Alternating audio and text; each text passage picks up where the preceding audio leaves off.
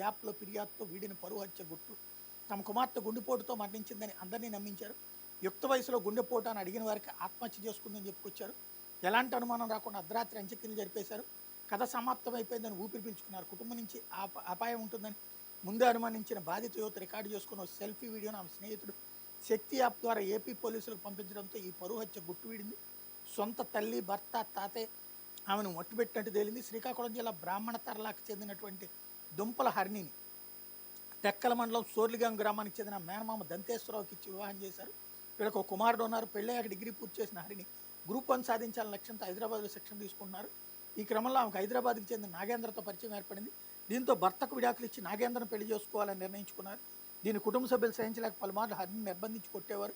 వీటిపై హరిని గతంలోనే హైదరాబాద్లోని బాలానగర్ పోలీస్ స్టేషన్లో ఫిర్యాదు చేశారు. స్వగ్రామానికి వెళ్లి విడాకుల వ్యవహారం తేల్చూసుకుని వద్దామని హరిని ఆమె తల్లిదండ్రులు నమ్మబలికారు. గత నెల 30న హైదరాబాద్లో బయలుదేరిన 31న శ్రీకాకుళం జిల్లా సొర్లింగాంకి ఆమెను తీసుకెళ్లారు. కుటుంబీకులే అపాయంతో తలపెట్టే ప్రమాదం ఉందని అనుమానించిన హరిని స్వగ్రామానికి వెళ్లేటప్పుడే ఓ సెల్ఫీ వీడియో రికార్డు చేసింది. తన కుటుంబ సభ్యులతో చాలా గొడవలు జరుగుతున్నాయని, జూన్ 5లోగా తాను హైదరాబాద్కి తిరిగి రాకపోయినా, ఫోన్ స్విచ్ ఆఫ్ వచ్చినా తనకేదో ఆపత్తి తలపెట్టి ఉంటారని భావించి పోలీసులు చర్యలు తీసుకోవాలని ఆ వీడియో సారాంశం. దాన్ని రికార్డు చేసిన రోజున నాగేంద్రకు పంపించింది.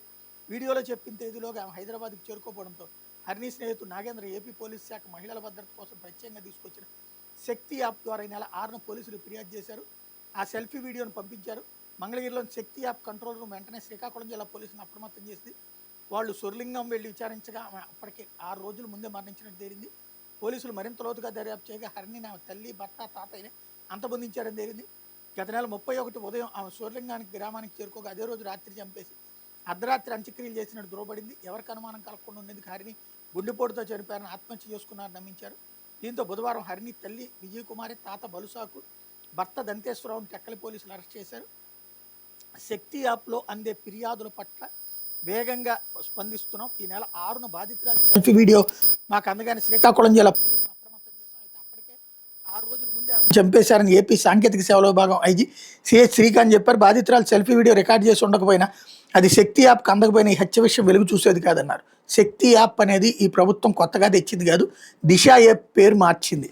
ఇది మళ్ళీ కాకపోతే దాంట్లో ప్రమోషన్ అనేది ఒకటి చేసుకొచ్చుకుంటున్నారు. అది అలవాటైపోయినటువంటి లక్షణం కాబట్టి దాన్ని ఎవరేం చేయలేరు. బట్ శక్తి యాప్ అనే పేరుతో ఇప్పుడు ఉన్నటువంటి యాప్నైనా సరే సద్వినియోగం చేయగలిగితే బాగానే ఉంటుంది. ఇకపోతే సాక్షి కోటి